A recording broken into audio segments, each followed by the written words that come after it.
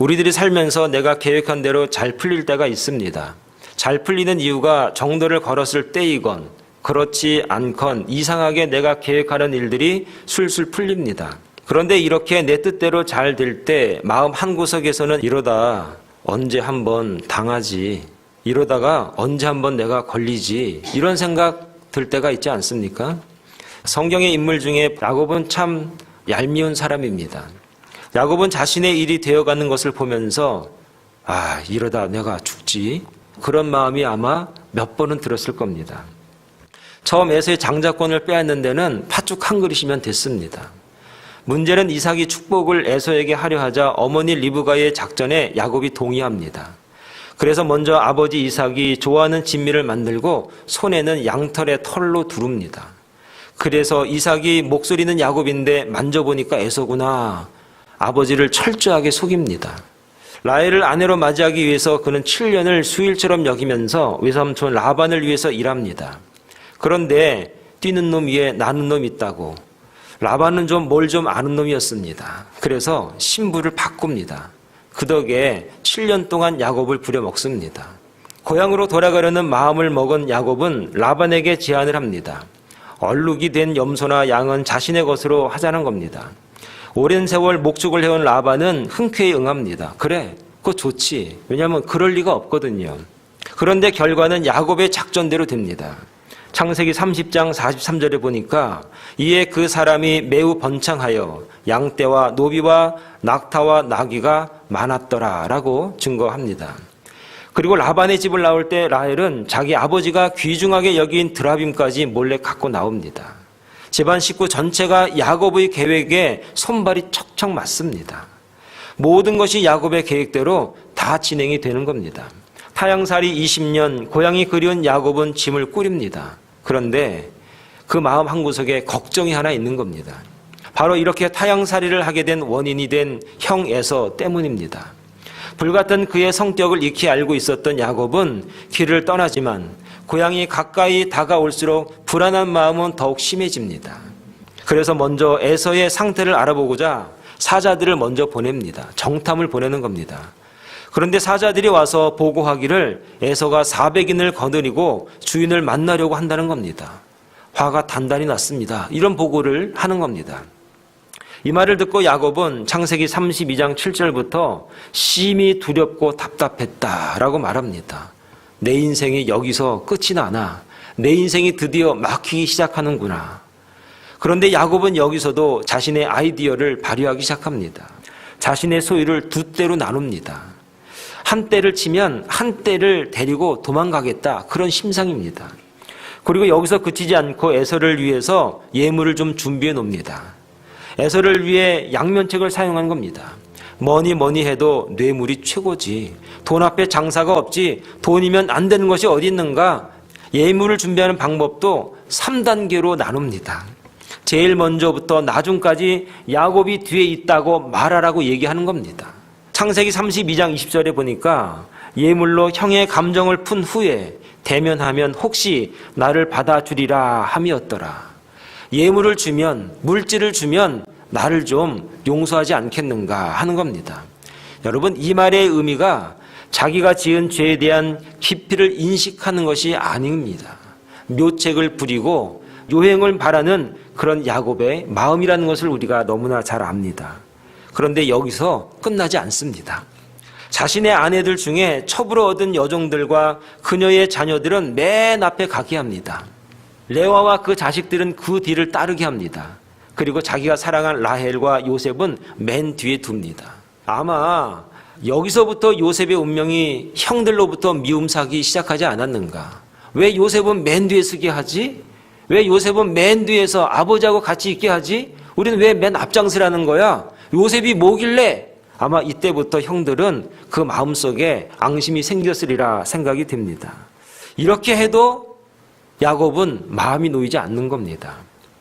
창세기 32장 21절에 보니까 그 예물은 그의 앞서 보내고 그는 무리 가운데서 밤을 지내다가 밤에 일어나 두 아내와 두 여종과 11 아들을 인도하여 야복 나루를 건널세 그들을 인도하여 시내를 건너가게 하며 그의 소유도 건너가게 하고 다 보냈습니다. 아내들도 보냈고 자식들도 보냈고 자기의 소유들도 다 보냈습니다.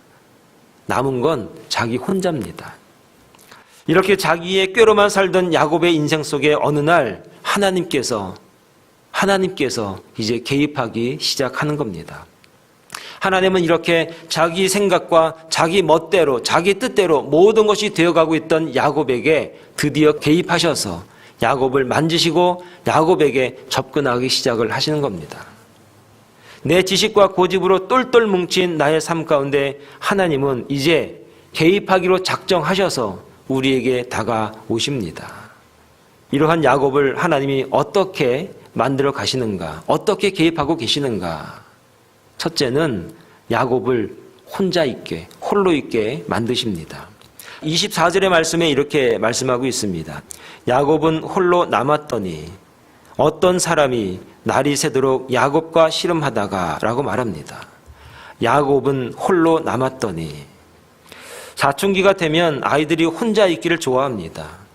남들의 간섭을 받고 싶지 않아서가 아마 제일 먼저일 겁니다. 혼자 있게 되면 남들 때문에 웃지 않아도 됩니다. 힘들지 않다고 자신의 능력을 과시 않아도 됩니다. 한없이 약해져도 되는 때가 혼자 있을 때인 것입니다. 그래도 누구 하나 뭐라고 할 사람이 없습니다. 마음껏 울어도 됩니다. 젊은 사람이 뭐가 그렇게 서러우냐고 말할 사람도 없습니다. 이 시간만큼은 솔직해질 수 있는 시간, 이 시간만큼은 누구 하나 간섭을 피할 수 있는 그 시간, 홀로 남아있는 그 시간입니다. 그동안 쓰고 다녔던 나만의 가면을 벗을 수 있는 절호의 찬스, 절호의 기회가 언제 있는가? 바로 홀로 남아있는 시간입니다. 하나님이 원하신 건 이렇게 나의 모습을 있는 그대로 보기를 원하시는 하나님의 마음이 오늘 야곱을 홀로 있게 만드신 원인이 아니겠습니까? 이제 야곱은 혼자 남았습니다. 아마도 흐르는 강물을 보면서 야곱은 자신이 살아온 지난날의 일들을 떠내보내고 싶었을 것입니다. 앞만 보고 달려왔는데 이젠 더 이상 자신의 능력으로 해결할 수 없게 된 것을 그가 바라보면서 나는 이제 어떻게 하면 좋을까? 후회스럽다. 결국 이렇게 될 것을 내가 왜 그렇게 속이면서 살았던가? 오늘 여러분들은 어떻게 살아오셨습니까? 지난 시간들이 정말 자랑스럽습니까? 아니면 야곱과 같은 후회들이 오늘 우리의 마음속에 있습니까? 하나님은 자신의 선택한 사람들이 온전히 하나님의 자리로 오게 하기 위해서 이처럼 홀로 있게 만드신다는 사실을 믿을 수 있기를 바랍니다. 아브라함과 언약을 맺으시기 위해서 마지막 혈육은 롯을 떠나보내게 하십니다. 그리고 그 밤에 하나님이 그를 부르십니다. 하늘을 봐라, 별이 있지 않느냐. 내가 너와 약조한다, 언약을 맺는다 라고 약속하셨습니다. 공중생활을 하면서 애굽의 왕조로 혈기왕성한 모세를 광야로 몰아가십니다. 그리고 광야 생활을 하면서 홀로 있게 하십니다. 요셉은 감옥에서 우연찮게 술과 떡을 맡은 고위 공직자를 만납니다. 그들에게 꿈을 해석해 주면서 감옥에서 나가게 되면 나를 기억해 달라고 합니다. 그때까지만 해도 요셉은 유력자의 도움이 절실했던 것입니다. 이 감옥을 벗어날 수 있는 방법은 누군가가 나를 도와주지 않으면 안 된다. 누군가가 유력자가 나를 끌어내주지 않으면 안 된다라고 요셉은 믿었습니다. 그러나 그들은 요셉을 잊고 살아갑니다. 그리고 홀로 감옥 생활 2년을 더 합니다. 그때까지만 해도 누군가가 도와줘야 되고 누구의 힘에 의존했던 그 요셉을 하나님께서는 2년이라고 하는 긴 시간 동안 홀로 있게 만드십니다. 힘들고 어려운 시간들입니다. 그러나 우리에게 꼭 필요한 시간, 하나님을 바라보게 하는 시간입니다. 하나님 앞에 발가벗겨지는 시간입니다. 두려워하지 마시기 바랍니다. 하나님을 만나게 되는 시간이라는 것을 여러분 믿을 수 있기를 바랍니다. 지금 당신은 홀로 있습니까? 아니면 이 홀로 된 시간을 여러분 기다리고 있습니까? 하나님이 우리에게 간섭하는 첫 번째 방법이 무엇입니까? 우리를 혼자 있게 만드십니다. 하나님만 바라볼 수 있는 그 시간, 하나님만 의지할 수 있는 그 시간을 하나님은 스스로 만들어 놓으셔서 야곱을, 우리를 홀로 있게 만드십니다. 두 번째로 씨름하십니다. 24절의 말씀을 다시 한번 읽어보면 이렇게 말합니다. 야곱은 홀로 남았더니 어떤 사람이 날이 새도록 야곱과 씨름하다가, 어떤 사람이 날이 새도록 야곱과 씨름하다가 라고 말씀합니다. 야곱이 홀로 앉아서 무슨 생각을 하고 있었을까? 그에게 어떤 사람이 다가옵니다. 그리고 그에게 시비를 겁니다. 이 광경이 멀리서 보면 씨름하는 장면입니다. 중요한 것은 이 씨름의 시작이 어떤 사람입니다. 야곱이 먼저 건 씨름이 아니라, 야곱이 시작한 것이 아니라 어떤 사람이 야곱에게 와서 씨름을 하기 시작하는 겁니다. 이 싸움은 쉽게 끝날 것 같지가 않습니다. 그래서 그가 그냥 놔두고 가려고 합니다. 그런데 허리춤을 부여잡고 놔주질 않습니다. 그래서 결국 그의 환도를 칩니다. 성경의 표현대로 허벅지 관절이라고 말합니다. 현대의학적인 표현으로 고관절이라는 말이 오늘 우리가 많이 쓰인 용어입니다. 이 관절이 위골되었다고 성경이 우리에게 말합니다. 그런데 그래도 야곱은 놓지 않습니다. 26절의 말씀에 보니까 그가 이르되 날이 세려하니 나로 가게 하라. 야곱이 이르되 당신이 내게 축복하지 아니하면 가게 하지 아니하겠나이다. 필사적으로 자신의 요구를 관철시키려는 야곱입니다. 얼마나 필사적인지 그 단어를 좀 해석해 보면 야곱이 얼마나 필사적으로 부여잡고 있었던지를 알 수 있습니다. 이 씨름하다라고 하는 이 단어를 히브리 말로 네이바크라고 말합니다. 이 말은 먼지를 일으키다라고 하는 아바크에서 온 말입니다. 그러니까 이 싸움이 얼마나 격렬한 싸움이었는지 멀리서 보면은 먼지가 뿌옇게 일어날 정도로 씨름하는 장면처럼 보였다 하는 것입니다. 얼마나 필사적으로 기도했으면 멀리서 그 장면을 보는데 먼지가 뿌옇게 일어나는 씨름하는 장면 같다고 표현을 했겠습니까? 어차피 강을 건너서 에서를 만나도 400인을 거느리고 있는 그에게 칼에 맞아 죽습니다. 어차피 죽을 목숨이라면 하나님께 매달려 보다가 죽자. 죽기밖에 더 하겠는가? 죽으면 죽으리라. 하나님께 매달립니다. 마지막 몸부림을 치는 야곱의 모습을 오늘 우리에게 씨름하는 모습으로 가르쳐 줍니다. 그런데 중요한 것은 25절에 환도뼈, 허벅지 관절을 치는 겁니다. 열심히 기도하고 매달리는 야곱에게 응답하시면 되는데 왜 관절을 허벅지 관절뼈를 칠까? 왜 환도뼈를 부러뜨리는가 하는 겁니다. 이 뼈는 사람의 몸을 받쳐주는 물리적 힘의 생성 부분으로 종종 성경에서 생명과 힘의 근원을 상징합니다. 따라서 야곱의 이 뼈를 치신 이유는 지금까지 육적 수단에 의해서만 살아왔던 야곱을 완전히 꺾음으로 이후로는 하나님만을 의지케 한다는 의미가 있습니다. 또한 장차 그의 허리에서 나올 이스라엘의 운명 역시 인간적 수단에 의지하게 될 때 이처럼 무력해질 수밖에 없다는 것을 경고해 주시기 위해서 야곱의 환도뼈를 치시는 겁니다. 그래서 오직 환도뼈를 치신 하나님만을 바라보아야 된다는 사실을 가르쳐 주시기 위해서 야곱의 환도를 치시는 겁니다. 바울은 고린도 후서 12장 10절에 이렇게 말합니다. 약한 그때의 강함이라. 약한 그때의 강함이다. 이 고백의 원리가 무엇입니까? 하나님으로 말미암아 약해진 그곳으로 말미암아 내가 드디어 강해지고 바로 설 수 있다 하는 고백의 원리이기도 합니다. 허벅지 관절은 하나님이 이스라엘에게 몸에 새긴 말씀과 흔적과도 같은 겁니다. 이골된 환도를 통해서 이제 하나님이 보조수단으로서의 하나님이 되어서는 안 되는 겁니다. 이제는 나를 위해서 필요한 하나님이 아니라 하나님만 바라보는 하나님이 되어야 하는 것입니다. 하나님 앞에 자신의 인생을 걸어야 하는 것입니다. 이제 자신의 삶이 보잘것없지만 그렇지만 하나님이 계시다면 아니 하나님께 나아가기만 하면은 나를 받아주시고 이 죽음의 공포 앞에서 건져줄 것을 믿는 것입니다. 지금까지는 물질이 다인 것처럼 살았습니다. 내가 가지고 있는 지식이 다인 것처럼 살았습니다. 그러나 환도가 위결된 인생은 그렇게 살면 안 되는 것입니다. 야곱이 에서를 만나기 전에 창세기 32장 9절에서 12절까지 야곱이 기도하기 시작을 합니다. 이 내용은 하나님이 베델에서 그에게 약속하신 축복입니다. 이 기도와 하나님의 약속을 자기의 힘으로 할 수 없는 막다른 골목에서 그 기도 내용을 꺼내냅니다. 하나님께서 이 기도 내용을 통해서 보시면 알지 않습니까? 나를 축복하신다고 말씀하지 않으셨습니까? 내 위기 가운데 나를 도와주신다고 말씀으로 분명히 하시지 않으셨습니까? 위기를 당할 때마다 그동안 자기의 뜻대로 살다가 자기 생각대로 살다가 하나님을 보조 수단으로만 생각하고 살다가 인생과 죽음의 막다른 골목에 다다르면 하나님이 말씀하신 것을 꺼내듭니다. 그때 성경 구절도 막 생각이 납니다. 그러나 은혜는 그 막다른 골목에서 하나님을 찾게 된다는 것입니다. 그동안에 철저하게 하나님은 나를 위해서 나의 보조 수단으로서만 사용했지만 그러나 진정한 위기 가운데, 진정한 어려움 가운데, 진정한 고난 가운데 그래도 하나님 앞에 가게 되더라 하는 것입니다. 내 소원과 목적이 아니라 이젠 하나님의 소원과 목적을 알되는 그 순간 항복하고 순종하는 자로 바뀌게 되더라. 오늘 우리에게 하나님이 우리와 씨름하자고 싸움을 걸어오신다면 그것은 우리의 환도를 목적으로 하십니다.